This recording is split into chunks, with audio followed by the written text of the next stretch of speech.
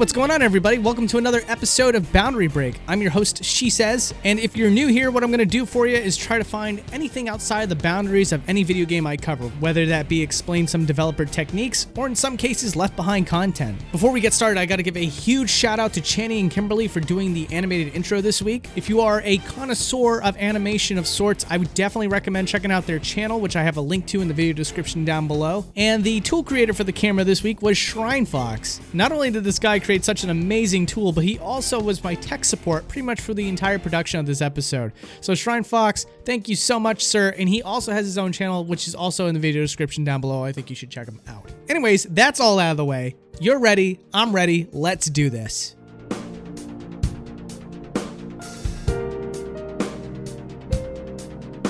So I first want to start off with a little bit of a tour with Cafe LeBlanc. If you had never played Persona 5 before, this might not seem all that significant. However, people who have played the game know that the fourth wall is rarely ever seen, and that camera movement is very limited inside of the cafe. So being able to take the camera behind the bar as well as look at the fourth wall is a bit of a treat. Same could be said for the upstairs where Joker sleeps, and that is that once again the camera is pointed from a fourth wall that is never really ever shown in full to the player. However, taking the camera over there shows you that it's really dark, but it does have a lot of geometry that's not shown to the player. Nothing too spectacular, just a couple of empty shells and whatnot. Also in Cafe LeBlanc, the developers did something a little bit strange. I don't see this very often in video games, but for whatever reason the top floor is parallel to the bottom floor, meaning that they're side to side and not stacked on top of each other. In fact, this method is so uncommon that you don't even see this in later parts of the game, like for example the high school. Yeah, you would think that each floor of the high school would be separate rooms because there's a little bit of loading, but that loading is only for the character models to be loaded on that floor. Otherwise, the entire school is rendered all at once, but more importantly stacked on top of one another and not side to side like Cafe LeBlanc. But now it's time to show you some of the good stuff. So the developers for Persona 5 love to store things outside the boundaries, specifically context-sensitive items that are used later on in these areas. And with Cafe LeBlanc, there's a lot of stuff, like a coffee maker,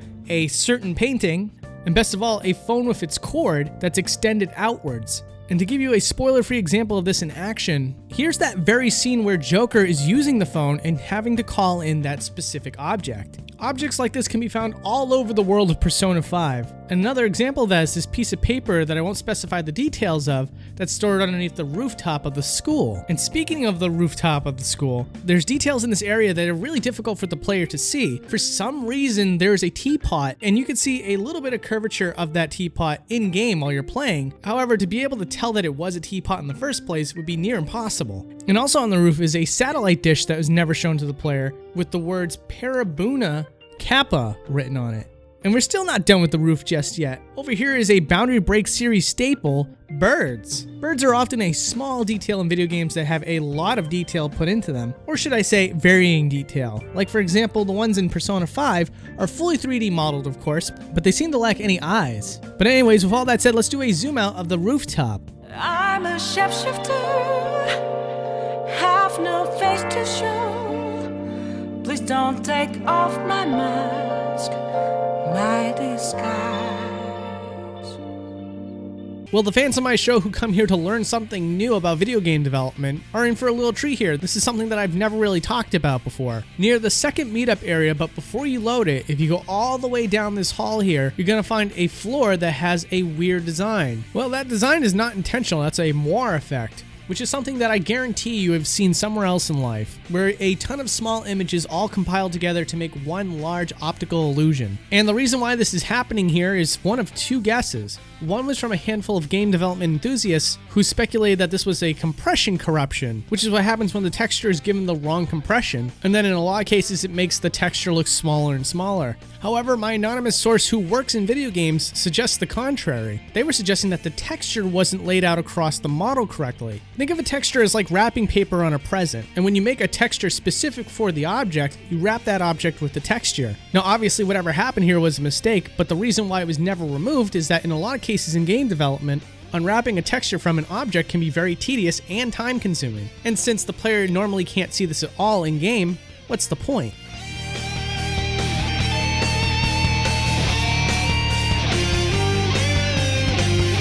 Alright, let's talk about various things inside of Kamoshida's palace. Now again, this episode of Boundary Break is made especially easy on me because so much of the environment doesn't get shown to you close up in detail. Or the camera is restricted in certain ways and so then you can't see certain parts of a room. Well, an example of that in Kamoshida's palace is the students that are locked up in the cells. You can see that they have something going on with their heads, but you can't really quite make out what the detail is, even on the PS4 version. And taking a close-up on them shows these weird helmets that are shown later on in the game.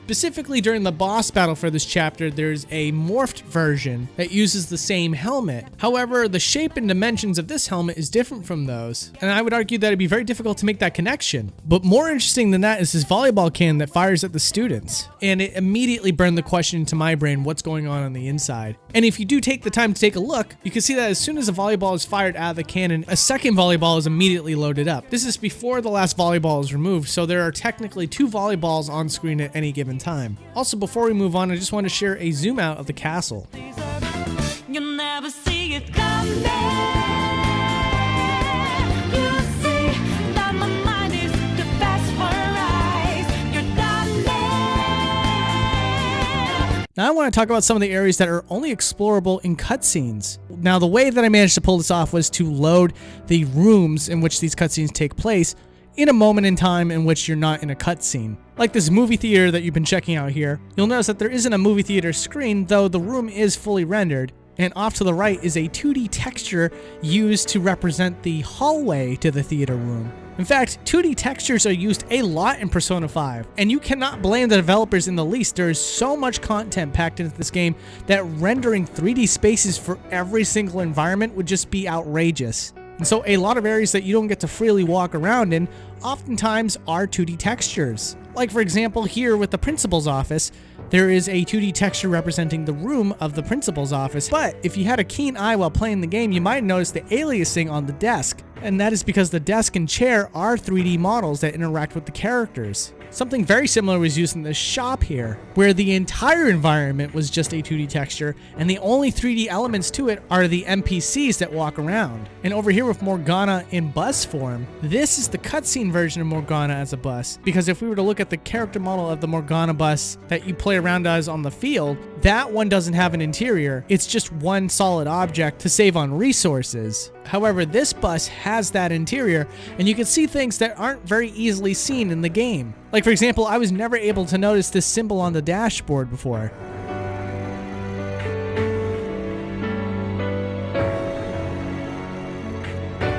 So I got a lot of viewer requests, which by the way, you can follow me on Twitter if you ever want to leave a viewer request for an upcoming episode, about whether or not the faces are modeled underneath the masks. And I'm happy to report that the faces are modeled underneath the masks. What you're seeing here is not a separate model, but rather the same model with the mask textures set to transparent. But unfortunately, the disappointing aspect of this is that there's nothing really all that interesting behind the mask. The characters' faces look completely unchanged from when they don't wear the masks. So then I guess we gotta dig a little bit deeper. And by taking the camera inside of Joker's head, we can see all sorts of fun things. One of which being a hairline for his head model. That of course is never shown to the player because his hair is very bushy and extends well past his neck. But also inside of his head is some stretched out geometry for the hair model, which is really interesting because this is around the middle area of the neck. And then we got the inside of the face. And one thing you'll notice if you look really closely is that the way that these eyeballs work is that the white part of the eye is simply a palette for the iris and pupil to move around freely in. And that's why you can see the iris and pupil clipping inside of the model.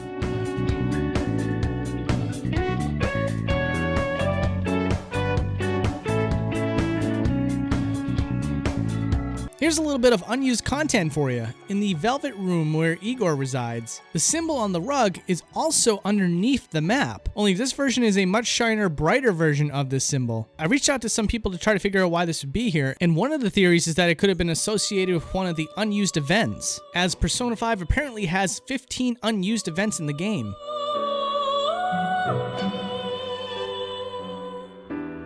So there's a couple areas I wanted to talk about here. One, of course, is the Interrogation Room, which has a little bit of an interesting backstory here. Now, one might be able to make the claim that this is an unused area on the opposite side of this mirror, and that you might even be able to make the argument that it's a one-way mirror, because one side ends up being opaque while the other is completely see-through. However, I don't believe that this is the case. There is still technically unused content here, and that content comes in the form of a reflection. See, the mirror that's used in all these scenes doesn't reflect anything, it's just black. And as it turns out, the developers of Persona 5 do an old school technique as far as reflections go. People who've watched my GameCube and PlayStation 2 episodes know that a lot of the times back then, they would just recreate entire rooms and parallel character models to act as reflections. And Persona 5 does this too, as you can see here with a bathroom in Madarame's palace. However, it's my theory that the reason why the mirror in the Interrogation Room is completely black is because there is one thing that the developers of Persona 5 failed to do, which was to make parallel character models on the other side of these mirrors, right? And so it would probably look a little bit strange to see empty seats in the Interrogation Room scenes. So instead of following through on this reflection, they instead made the mirror completely opaque.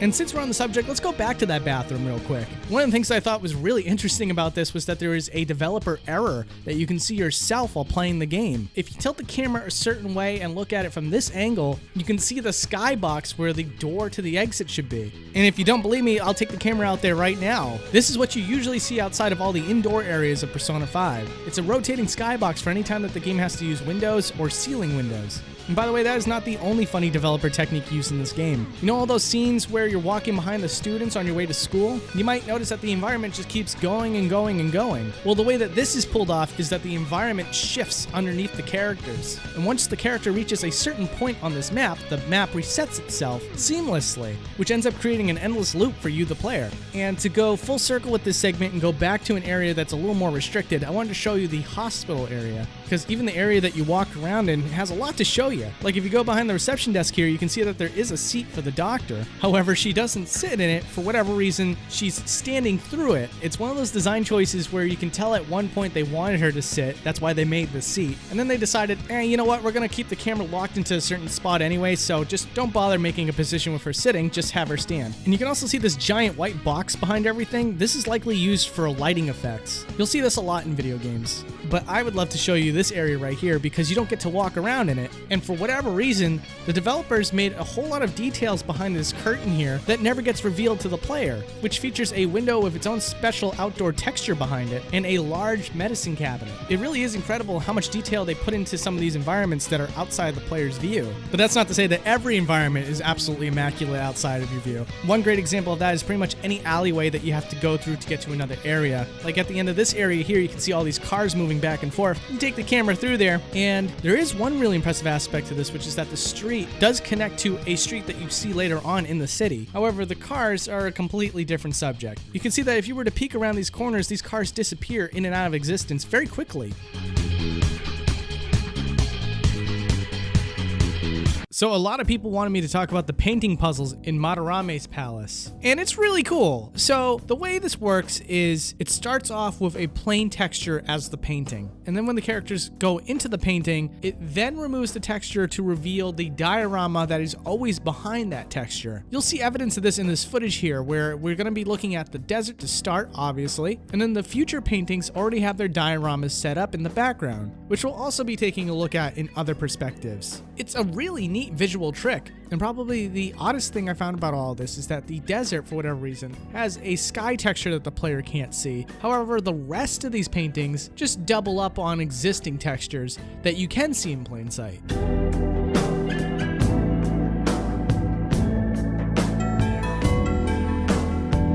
And of course, we gotta do a zoom out of the outside of Madarame's palace. Hey, what's going on, everybody? So, I got some bad news for you, but it's not too bad. You might notice that the Super Mario 64 episode is not on the channel anymore. This is because Universal, aka Comcast, decided to put in a copyright claim for an 8-second sample of music that they manually found. I tried to appeal it. They were not having it. So my hands were tied. It was either give Comcast all the money that would be made off of this episode henceforth, or do something different, and I decided to do something different. This is where the good news comes in, though. That episode was fairly old. Even though it was the most successful on the channel, I think I could do better. So what I'm going to do is I'm going to remake it. I'm going to have more footage than I ever did in that 10-minute episode, and it's going to have all new commentary. So, you know, you got the years of experience that I now have with this channel put into it, and I'm going to have an all-new animated intro from Michael Chin 1994. So I hope that all of you who saw that original episode tune back in and see what's new. Anyways, I really want to point out that this episode was not done by me alone. It was done by 2 other people. It was Channy and Kimberly did the animation, and Shrine Fox made the toolkit that made it possible to do the free cam for this episode. So I'm going to put their channels in the end cards over here, and I really recommend you check both of them out if you're either into the techie stuff or the animation type stuff. They're both really excellent. And as far as the channel, obviously next episode is going to be Mario 64, followed by the Resident Evil 2 remake. So, you know, I hope that you stay tuned, and if you're new to the channel, thank you so much for watching. Even if you're not new to the channel, hey, thanks for sticking by me. Anyways, guys, take care. Bye.